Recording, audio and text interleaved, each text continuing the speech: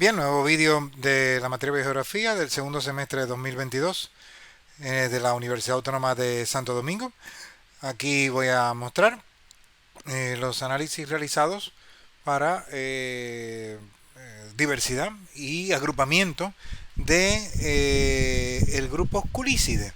En este caso, mi interés en particular es mostrar, por una parte, la diversidad y el cómo medir esta diversidad en función de la única modalidad o el mejor mecanismo que tenemos para medir la diversidad en el caso de los registros de presencia, que es la riqueza, a fin de cuentas, ¿no? Y por otro lado, muestro cómo realizar un análisis de agrupamiento con estos datos. El análisis de agrupamiento es un tanto opcional, porque, bueno, a fin de cuentas la elección fue diversidad, pero el análisis de agrupamiento es complementario y ayuda bastante a realizar mejor comprensión de los patrones de diversidad de Culícide en República Dominicana. El único problema que tenemos con los datos de Culícide es que realmente no está muy bien representado el grupo en GBIF. Pero nada, como quiera, lo vamos a realizar, ¿no? Aquí está el conjunto de vídeos. Voy ahora a irme a la sección concretamente de el repositorio de material de apoyo. Bien, y este es el repositorio de material de apoyo. Recuerda que el repositorio es un repositorio, puedes descargar, puedes ejecutarlo. Hay varios vídeos dentro de la lista de vídeos que mostré. Bueno, este es un vídeo para preparar el ambiente en tu computadora propiamente para que puedas ejecutar sin mayores inconvenientes los códigos que muestro a continuación. Y este otro vídeo que pone aquí, que es como portal de entrada, es un vídeo que te ayudará a poder comprender mejor el cómo prepararte para estos análisis, ¿no? Es un vídeo común, no importa que estés trabajando con Acantasia o con lo que vayas a trabajar, da igual. En este caso va a ser con Culicide, pero la idea es que este portal te puede dar un poco más de idea sobre cómo manejarte con los datos para poder hacer el análisis de cualquier tipo que vayas a hacer de ecología numérica. Bien, entonces me voy al repositorio, entro en el subdirectorio prácticas, estoy dentro de él, voy a basarme en este script, que es el script de generar resultados, bien, para tu manuscrito. Y me voy a entrar directamente al subdirectorio demos personalizadas y voy a ir al cuaderno específico de Culícide. El cuaderno de Culícide es este, bien. El R Markdown sería este. Tú puedes, si vas a ejecutar el código que produce los resultados, tendrías que ejecutar este desde RStudio. Tendrías que descargarte el repositorio y hacer, siguiendo las instrucciones que comenté en los vídeos generales anteriores, descargar este, abrirlo y poder ejecutar. Yo voy a abrir el Markdown porque ya está debidamente tejido. Y como ya está tejido, pues solamente tengo la necesidad únicamente de mostrarlo, ¿no? Hay una parte introductoria aquí y me voy a ir, voy a dar un salto dentro de este cuaderno Markdown a los análisis de diversidad. Luego voy a hablar de los análisis de agrupamiento para explicar una parte de el análisis de diversidad. Pero voy a dar el salto al análisis de diversidad, que es el relevante en este caso. Todos los análisis siempre tienen un vídeo asociado. Hay unos vídeos de diversidad dentro de mi canal de ecología numérica. Y por otro lado, es este vínculo que está aquí. Por otro lado, hay un repositorio que analiza datos de todo lo baso, tanto el vídeo como el repositorio está basado en datos de BCI. Son datos que son de abundancia, son mucho más fáciles de entender y además de procesar. Y bueno, realmente es el vídeo 19 el que vas a encontrar que hace referencia a los análisis de diversidad. No avancé hacia los análisis de diversidad beta y solamente me quedé en los de diversidad alfa, que es el 19, ¿no? El 20 es el vídeo de análisis de diversidad beta, pero bueno, me quedé únicamente en esta parte, ¿no? En diversidad alfa, ¿no? Bien, esta parte es una parte común, con independencia de cuál sea la técnica que quieras usar en ecología numérica. En cualquiera de los análisis de ecología numérica que haces en mis materias, a fin de cuentas, este bloque que dice aquí inicia texto común entre secciones, con código común entre secciones, bien, pues esto lo que hace es filtrar la matriz de comunidad. Ya verás que cuando vuelva un poco más atrás arriba y vuelva y haga lo mismo con el análisis de agrupamiento, verás que voy a ejecutar otra vez esto mismo. Ya lo que haré será saltarlo porque ya lo expliqué aquí. Pero lo que hace esto es realmente quedarse con una porción de la matriz de comunidad. En primer lugar, bueno, voy a ver. este bloque de código común, fijo el directorio de trabajo, cargo paquetes, y aquí es que viene la parte donde te digo que filtro, ¿no? Decido que me quedo con las celdas de resolución 6 y además lo explico o lo especifico aquí en, en esta parte del código,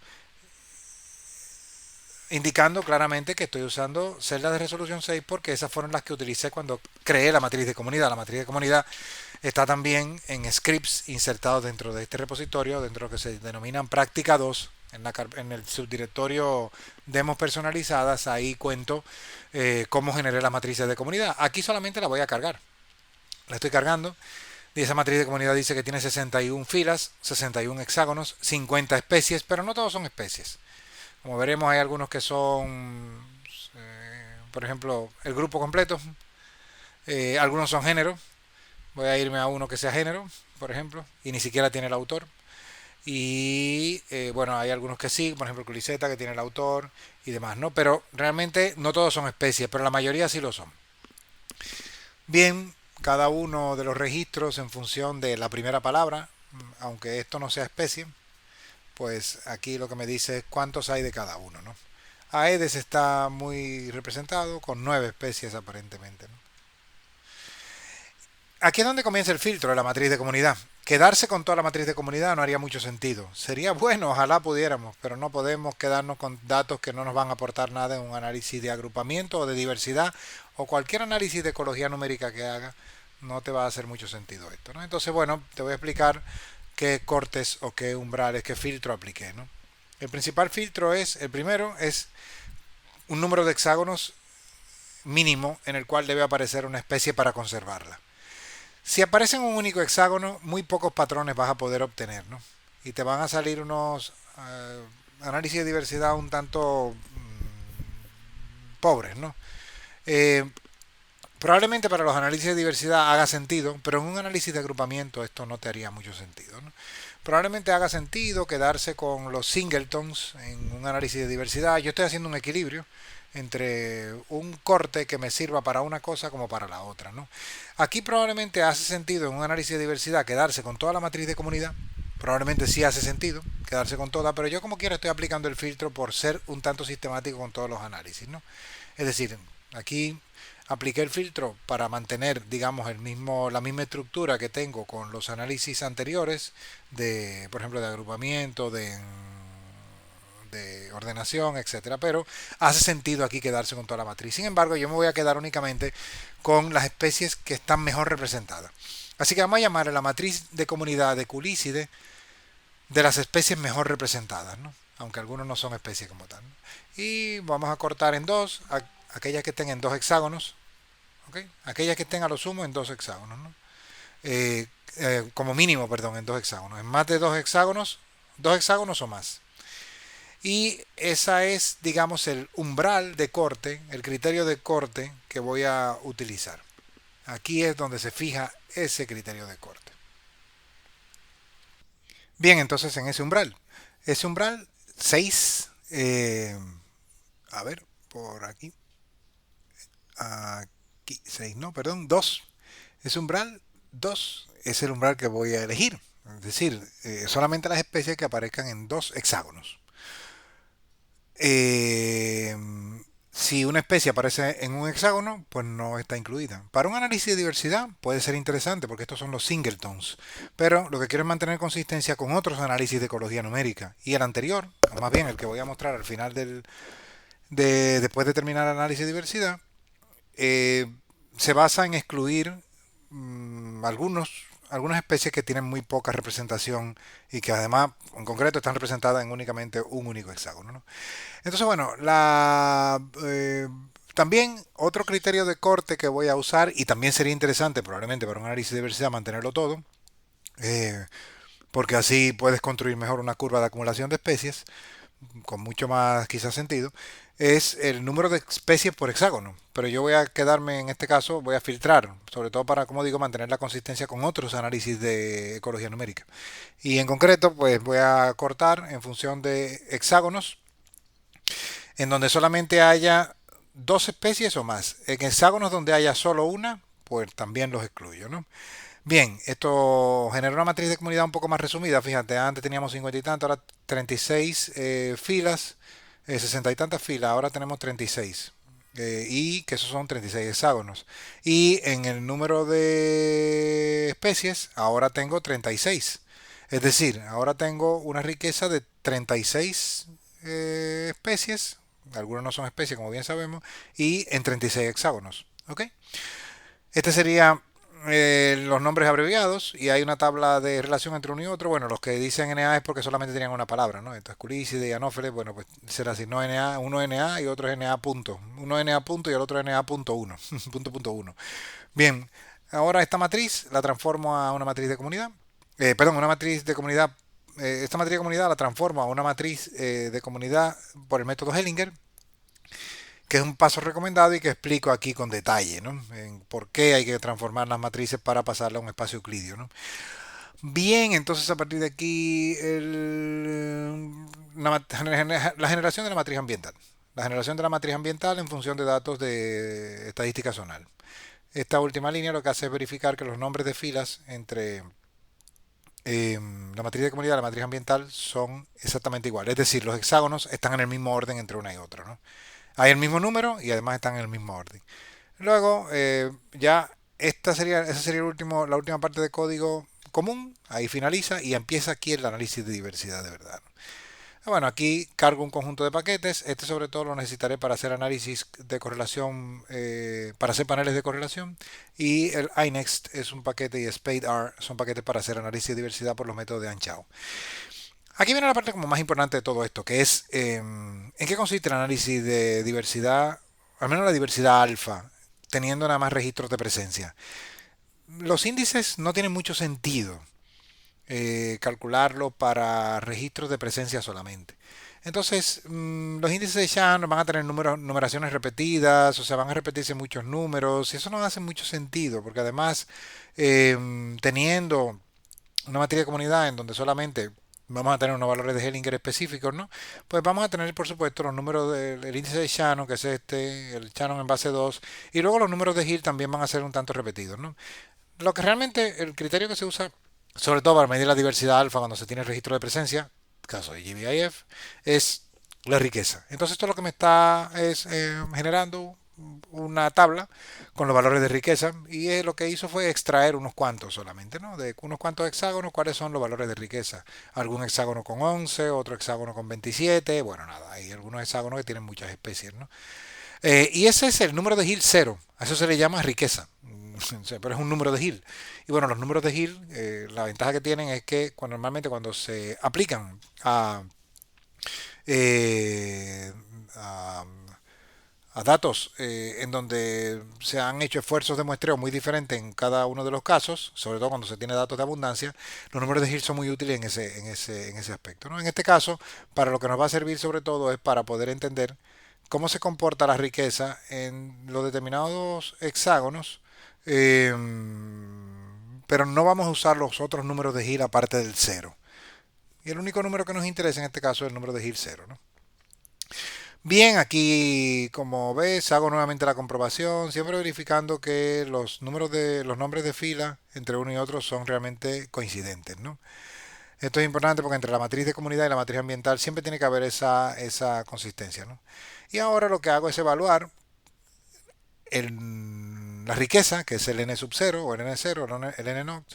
Lo que hago es evaluar si esa riqueza varía en función de, o si tiene alguna asociación estadística por medio del índice de correlación de Pearson con variables ambientales. Lo hago para la cobertura de la Agencia Espacial Europea, que son cada una de estas variables. La asocio, hago la comparación con la riqueza y no hay correlación.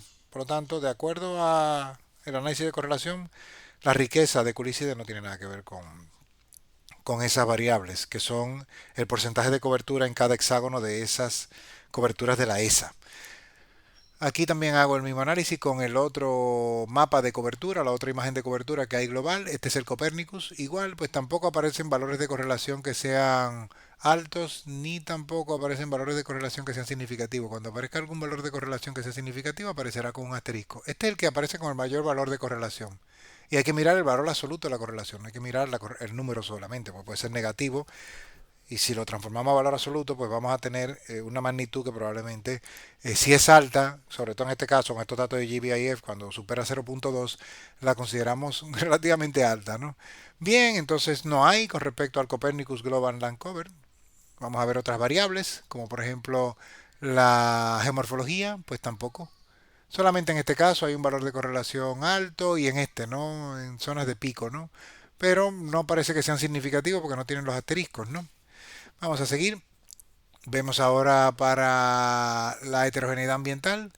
Hay algunos valores quizá que pueden ser relativamente altos, pero no lo suficiente como para ser significativa la correlación, ¿no? Así que tampoco no hay asociación de la riqueza con la heterogeneidad ambiental. Esto lo que nos está diciendo es realmente la representación que hay de Culicide en la base de datos es bastante pobre y es por eso que no aparece, porque debería haber algún grado de asociación, ¿no? Y haciendo el análisis ya con los datos, por ejemplo, de Workling, pues vemos que en algunos valores, por ejemplo, puede ser el valor absoluto 0.1, esto es alto, 0.1, 0.15, 0.16 en negativo, si lo convertimos a valor absoluto, nos está diciendo en otra palabra, bueno, aquí hay un alto grado de correlación probablemente con algunos de esos, ya sea negativa, una correlación negativa, es decir, cuando aumenta esa variable disminuye la riqueza o viceversa, pero no es significativa la correlación. Y por otro lado, bueno, pues vemos que la riqueza comparada con todas las variables bioclimáticas de Chelsea, el único valor que es el valor absoluto más alto es este realmente con la bio 19, pero realmente no tiene un valor absoluto alto. Lo que quiere decir esto es que no hay asociación con variables ambientales en términos de correlación. Nota lo de los asteriscos que te comento. Bueno, eso es en relación. Cualquier variable bioclimática normalmente va a estar asociada con las demás, ¿no? Por eso que ves que hay asteriscos en las demás. Pero estas filas no nos interesan, ¿ok? Todos los de la matriz, estas celdas no nos interesan, ¿no? Solamente nos interesa comparar la riqueza, que es el número de Hill cero, con cada una de las variables ambientales, en este caso, variables ambientales que son Chelsea, en este caso, la variable bioclimática de Chelsea. Y como ves, no, solamente la bio 19, la bio 17 están presentando algún valor, un índice de correlación alto, pero tampoco, no es significativa la correlación. No hay asteriscos, porque la prueba de producto momento está resultando no significativa. Y finalmente, bueno, con la heterogeneidad ambiental tampoco. Aunque ya creo que la había comparado de arriba, creo que esto está repetido, ¿no? Así que bueno, no hay una variable ambiental que nos pueda decir aumenta la riqueza. No quiere decir eso que no esté asociada ninguna variable ambiental con la composición. Con la composición podría estar asociada, pero no con la riqueza, es decir, con el número de especies. Y además, fíjate, nuestra matriz de comunidad se llama matriz de comunidad de las especies mejor representadas en GBIF de Culicide. No es una matriz de comunidad de Culicide de República Dominicana. Ok, no es eso. Tenemos una matriz de comunidad de las especies mejor representadas en República Dominicana. Entonces, si usáramos toda la matriz de comunidad de todo de GBIF, de todo Culicide, con independencia de que aparezca en un número de hexágonos, que nada más aparezca en un hexágono, o que un hexágono solamente tenga una especie, si usamos toda la matriz de comunidad, quizá aparezca alguna variable que esté asociada con la riqueza. Te lo dejo para que lo hagas si lo quieres hacer, ¿no?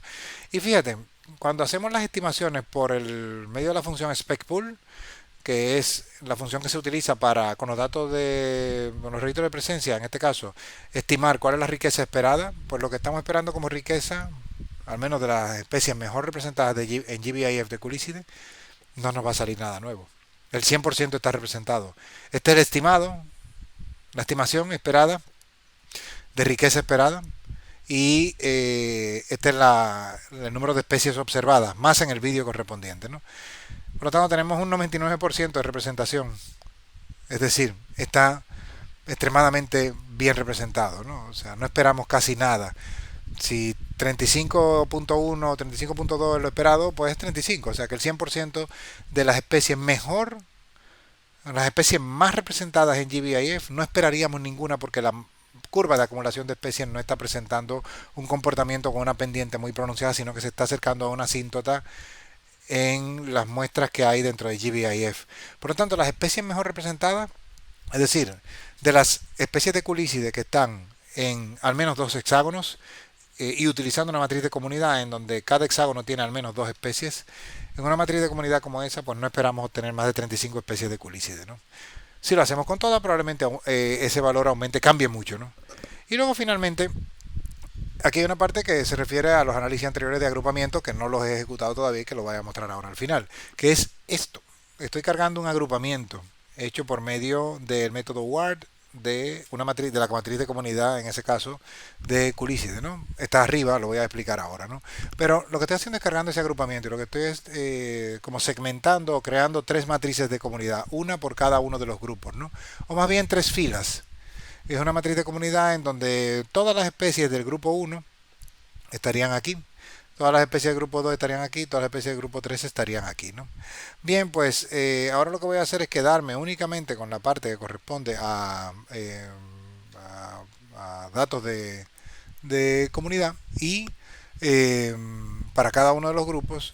Y ahora lo que voy a hacer es generar unos correctos. Son 36 sitios en total, todos, ¿no? Hay 36 sitios y así necesita el método de Shao que se introduzca a la matriz para poder calcular la curva de acumulación de especies. Esta es la curva de acumulación de especies para cada uno de los grupos divididos de acuerdo al método WARD, es decir, de acuerdo al método de análisis de agrupamiento que voy a mostrar a continuación ahora, ¿no? Entonces, tenemos en total un número de sitios 36, bueno, eso era lo que nos quedaba al final del todo, y para el grupo 1, agrupado por el método WARD, es el que más hexágonos tenía al final. Hay una riqueza que se acerca a una asíntota. No esperamos que en el grupo 1 encontremos especies nuevas. Lo interesante es esto. En el grupo 2, la curva de acumulación de especies no alcanza una asíntota. En el grupo 3 sí alcanza. Este es el grupo más pobre y se quedará siendo pobre por más que extrapolemos. Y este grupo, si nosotros seguimos aumentando el esfuerzo de muestreo, que es el grupo número 2, es probable que encontremos nuevas especies. Entonces ese grupo nos interesa. Cuando yo me refiero a grupo, lo que me estoy refiriendo es a que dividí la matriz de comunidad en función de la composición de especies y generé tres grupos de hexágonos. Grupo 1, grupo 2 y grupo 3. Y eso lo voy a explicar ahora a continuación. Este sería el análisis de diversidad. Aquí queda. Pero ahora voy a explicar el análisis de agrupamiento y voy a explicar de dónde sale eso del grupo 1, grupo 2 y grupo 3. El análisis de agrupamiento empieza donde pone precisamente análisis de agrupamiento, que es aquí. ¿Okay? Hay un vídeo que explica lo que es el análisis de agrupamiento y hay un repositorio, como digo siempre, de los datos de BCI que explica más en detalle en qué consiste, ¿no? Aquí, en esta parte del código, es la parte que digo que es la parte común, ¿no? Todo esto que estoy sombreando ahora es código que es común y que ya te mostré ahora en el análisis de diversidad. Este código lo que hace es filtrar la matriz de comunidad y quedarme únicamente con las especies que están en dos hexágonos o más y quedarme con los hexágonos en donde hay dos especies o más.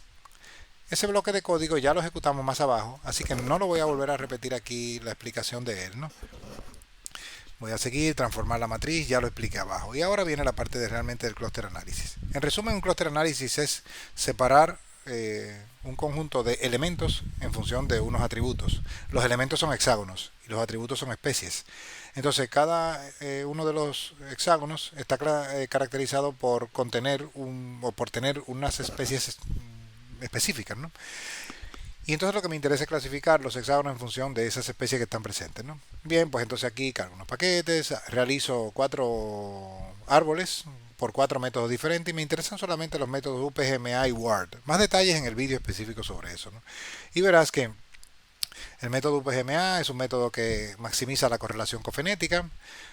WARD es un método basado en ANOVA y no es precisamente por ese método por el que se basa y por lo tanto cuando uno calcula la correlación cofenética UPGMA siempre va a obtener el máximo valor, ¿no?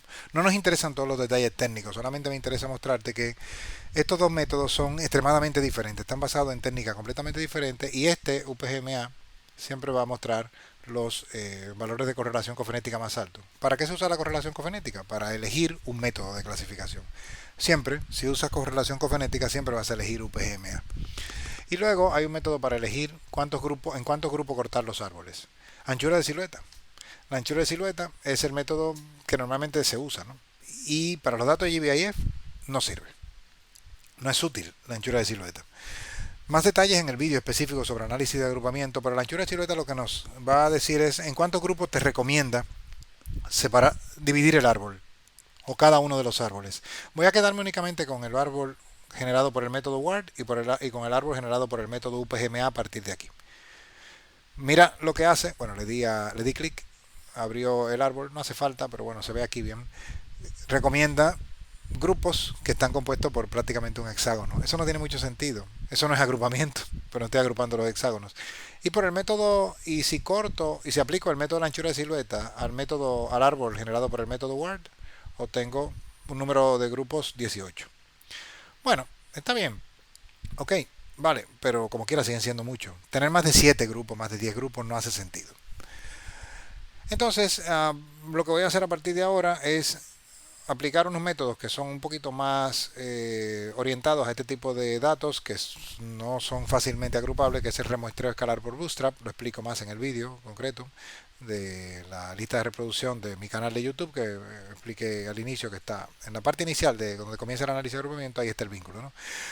Y bueno, fíjate, este método lo que hace, bueno, muchas permutaciones y compara grupos contra grupos de distintos tamaños en cada uno de los casos, ¿no? Y determina o sugiere cuáles son los grupos que hay. Aquí aparentemente dice que para UPGMA habría 3 grupos, ¿no?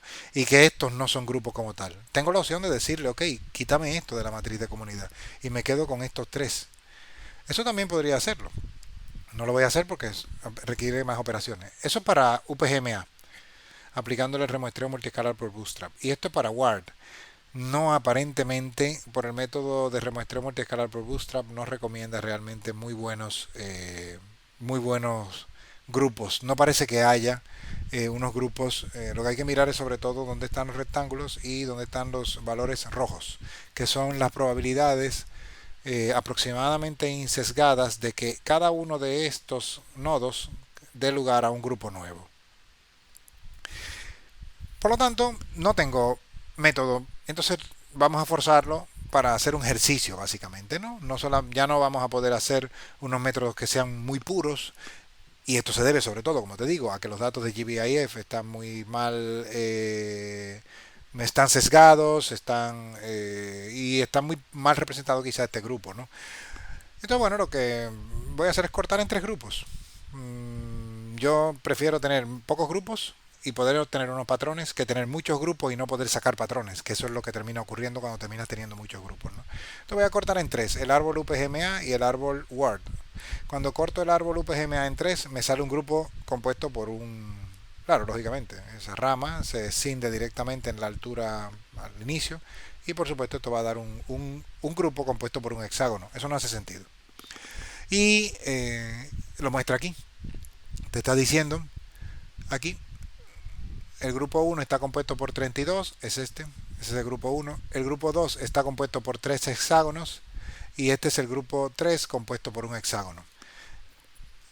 Hasta ahora, para que lo comprenda quizá un poco mejor o para darte un poco más de detalle de esto es lo que se lee de la siguiente manera. Estos hexágonos tienen algo en común en cuanto a su composición de Culícide. Estos 32. Estos 3 tienen algo en común en cuanto a su composición de Culícide. Y este, por supuesto, con el mismo. Este agrupamiento no nos va a aportar mucho.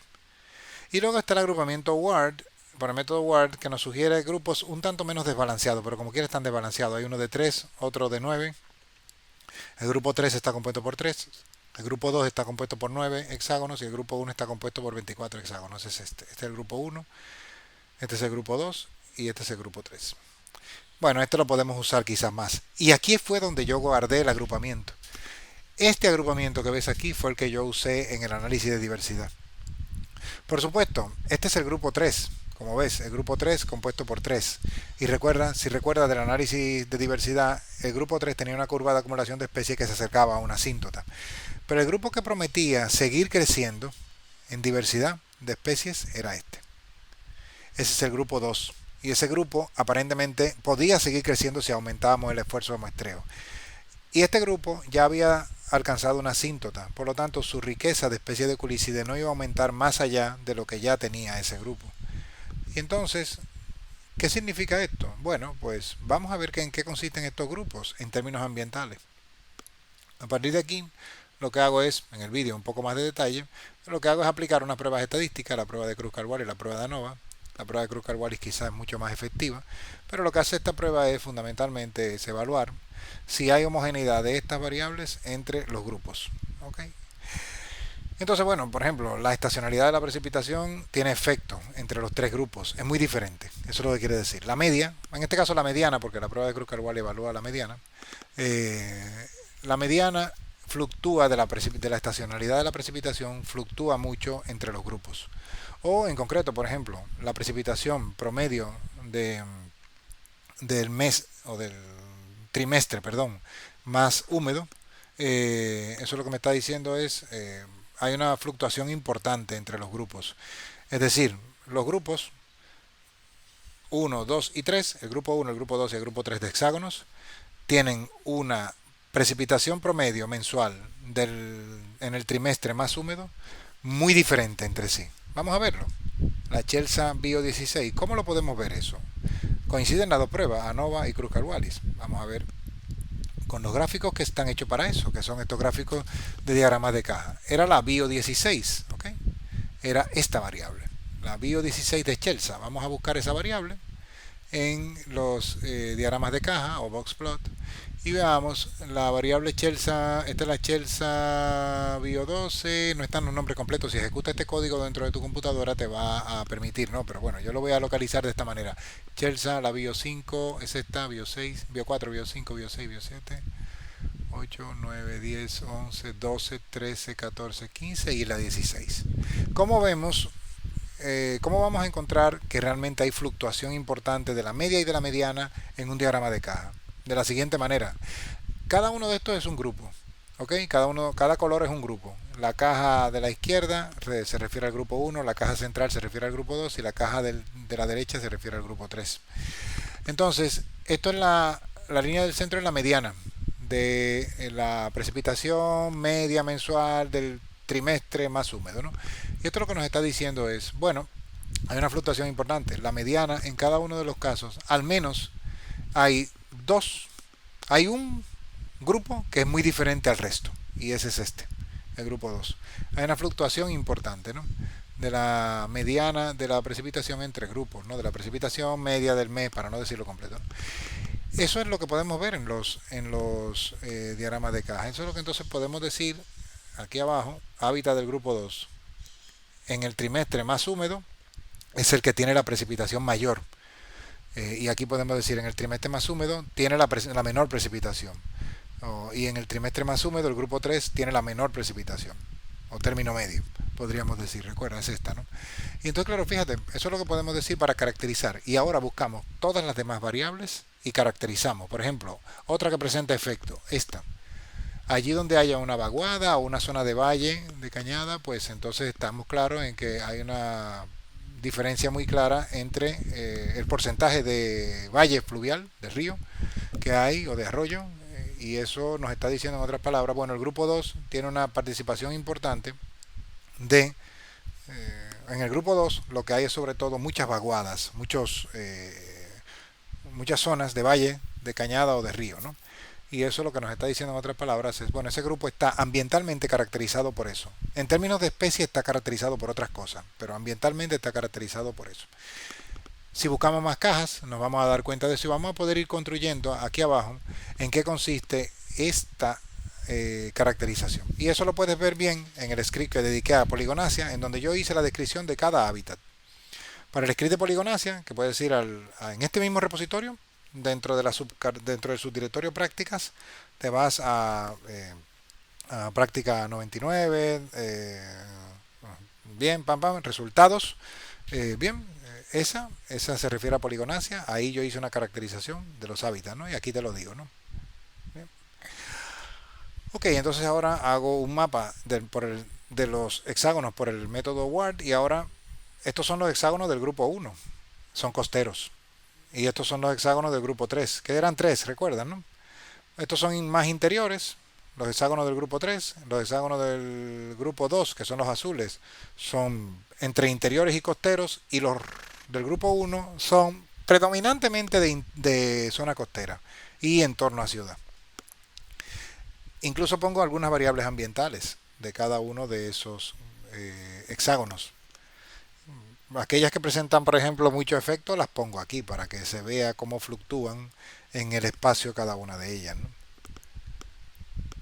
Y ahora, al final, en el análisis de agrupamiento, en el cierre del análisis de agrupamiento, lo que voy a es a buscar cuáles son las especies que presentan una cierta fidelidad con cada uno de los grupos, el grupo 1, el grupo 2, el grupo 3. Es decir, el grupo 1, que es el menos húmedo, el grupo 2, que es el muy húmedo, y así con las demás variables con lo que se pueda caracterizar. Y aquí tengo cuáles son las especies que tienen preferencia por esos grupos. En este caso tengo 3 para el grupo 1, para el grupo 2 tengo 2 y para el grupo 3 tengo 2. Y con preferencia por el grupo 1 y grupo 2 combinados tengo esta otra especie. Aquí abajo tengo la lista, porque aquí está por nombres abreviados para que no desborde la consola. Pero aquí ves que esas son las especies, las puedes buscar aquí, por ejemplo, esta es Wemiomia Micheli y esta está asociada con los grupos 1 y el grupo 2.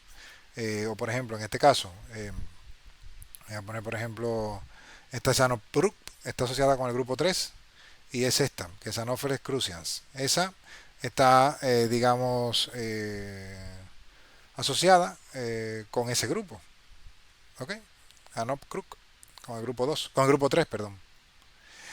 Tiene un grado de fidelidad con eso. Si ese grupo 3 está caracterizado por tener baja precipitación, encontrarse en zonas bajas, con altas temperaturas, etcétera, con la caracterización que tú construyas, entonces tú podrías decir, ok, de manera preliminar y de acuerdo con los datos de GBIF, esas especies tienen una cierta fidelidad con esas variables, con esos hábitats en donde esas variables predominen.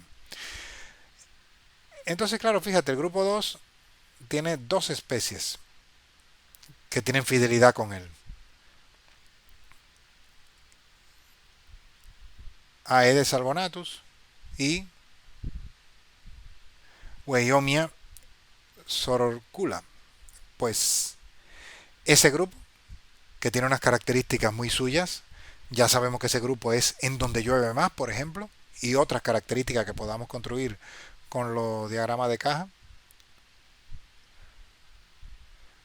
Cuando nosotros veamos este análisis de diversidad, nosotros lo que tendríamos que decir es, ok, ¿dónde debo ir para mejorar la base de datos del GBIF? A esos hexágonos con ese hábitat en particular, en donde haya las características de variables ambientales. ¿Por qué? Porque ahí tú tienes la expectativa de que vas a encontrar un montón de especies que no están todavía registradas en GBIF y que completarían significativamente la base de datos. Por eso es que combinar el análisis de agrupamiento con el análisis de diversidad tiene esa ventaja. Si no los combinas, pues nada, aquí lo que tendrías que hacer, es decir, si solamente ejecutaras el análisis de diversidad, pues simplemente lo único que harías aquí sería meter la matriz de comunidad tal cual, sin esta línea, por supuesto, ¿no? Únicamente con sin esas dos líneas, ¿no? Y quedaría únicamente el análisis de diversidad hecho para toda la matriz de comunidad. Nada más, ahí lo dejo. Eso es todo, haciendo un reempaquetado de todo. Hice un análisis de diversidad para Culicide, que está, como digo, muy mal representado en República Dominicana. Lo combiné con un análisis de agrupamiento, en donde me doy cuenta que realmente hay unos grupos que están aparentemente mejor representados en la base de datos del GBIF y otros que están muy poco representados. Estos grupos tienen una característica que habría que construirlas en base a los efectos que podamos encontrar en las pruebas estadísticas y en los diagramas de caja. Y posteriormente elegir o ver, determiné cuáles eran esas especies que caracterizan a cada uno de esos grupos. Nada más, nos vemos en el próximo.